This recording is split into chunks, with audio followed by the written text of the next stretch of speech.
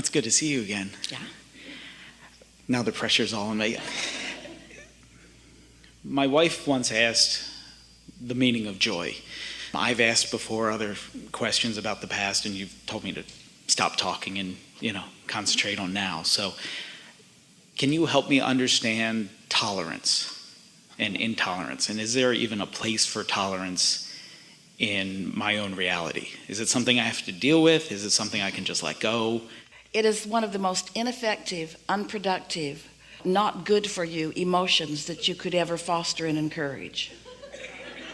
Because what it is a looking right at something unwanted, feeling the guidance of the being off track, and then the learning to accept it as a feeling that you are willing to endure. That's good.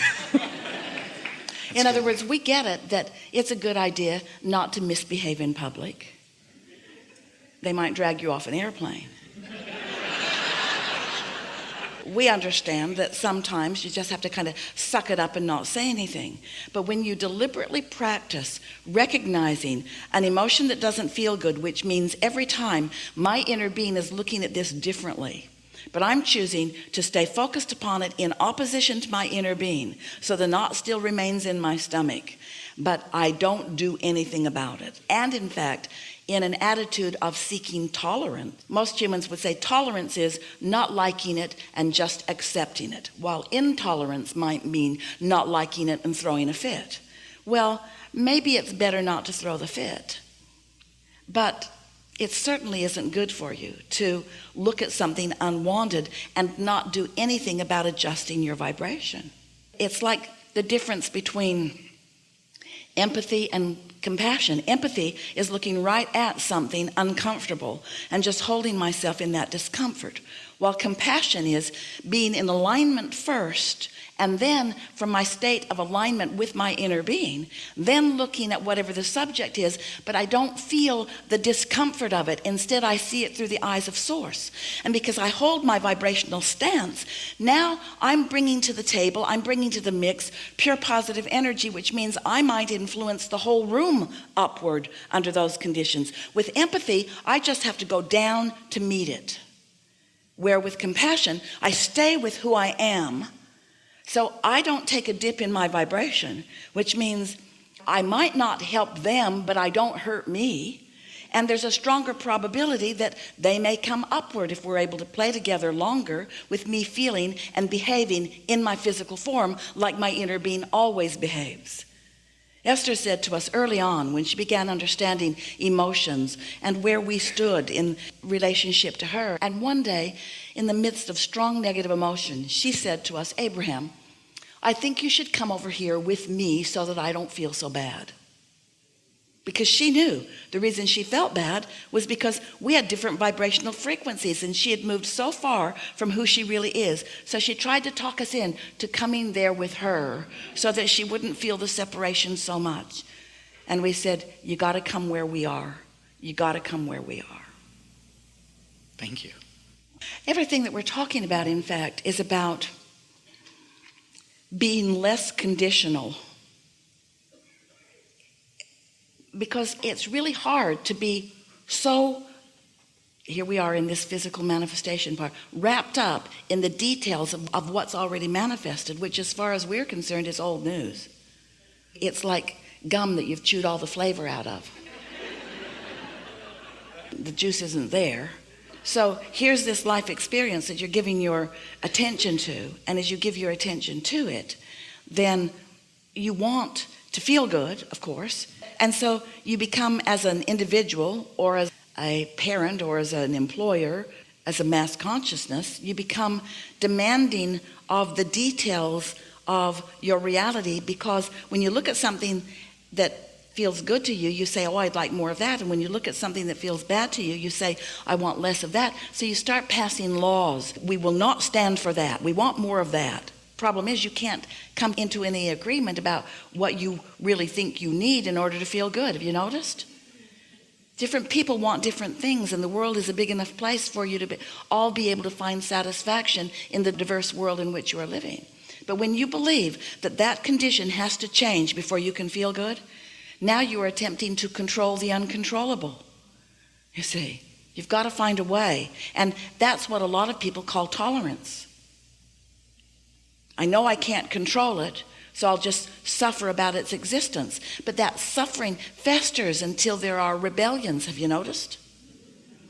Where unconditional love or unconditional alignment is because you are no longer believing that over here where all the flavors already chewed out of the gum is where it's at. Unconditional love is where you understand that there is a vibrational reality that is in the state of becoming, and you give your undivided attention to the unconditioned.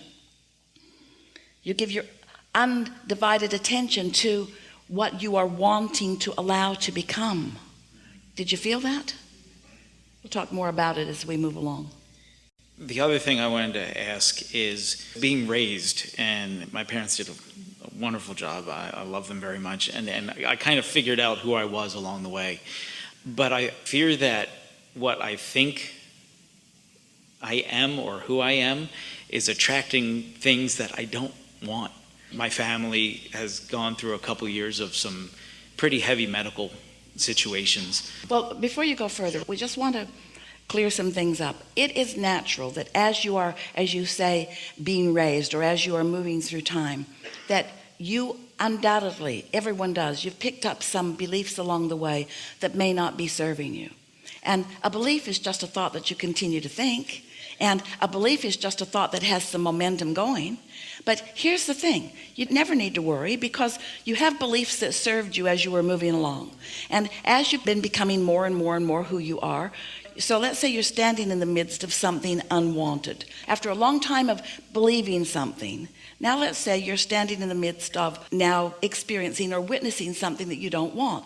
Well, that contrast is causing you to launch more clarification into your vortex, a sort of amended desire. When you come to realize that your only work, your singular work, is to look in the direction of what you want and less in the direction of what you've got, and that every time you feel negative emotion, it means that you are disallowing what you really want, it is not difficult to let go of old beliefs. And it is not a good idea to condemn the old beliefs, because many of them served you as you were moving along.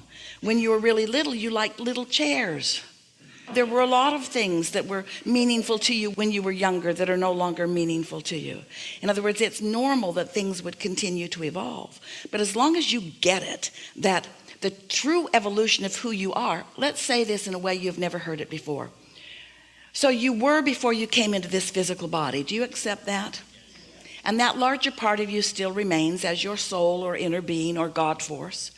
So let it be also logical to you that as you are out here on this leading edge, can you hear this? We're not saying out here on this exploratory edge or on this being tested edge. We're not saying out here being tried. There's so much belief that doesn't serve you that goes something like, well, my inner being or God or whatever you want to call this non-physical energy is all complete and perfect.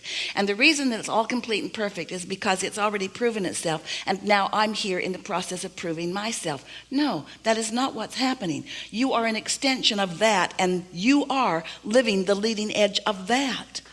If there is to be eternity, and there is, it is our promise to you, then isn't it logical that this contrast and these new desires that are being born as you are continuing to stand where you are and realize what could be better, what could be more? Everything is forward looking here with you.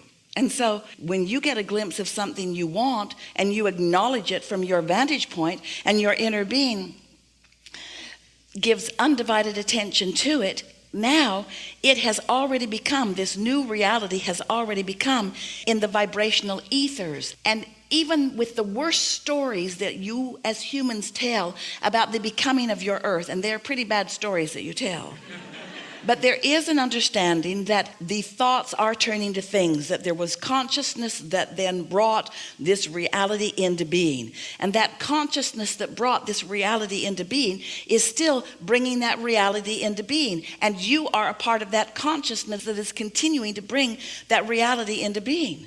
So here you are. You get to do the choosing and the asking. Source rendezvous with that, shores it up, gathers cooperative components, and makes certain that the evolution that you've discovered will take place.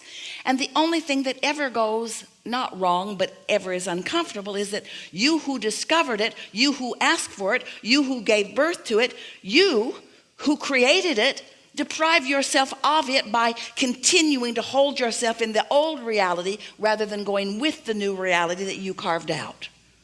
That's the best that we've ever said it. And so your emotions tell you whether you're going along with what you've created. And we want to know why there is this humble insecurity in you still that doesn't let you believe that you matter enough that you gave birth to it, and that you matter enough that Source took it seriously, and that you matter enough that Source has brought it through law of attraction into a vibrational reality, but that you must discover the revealing of it through your reception.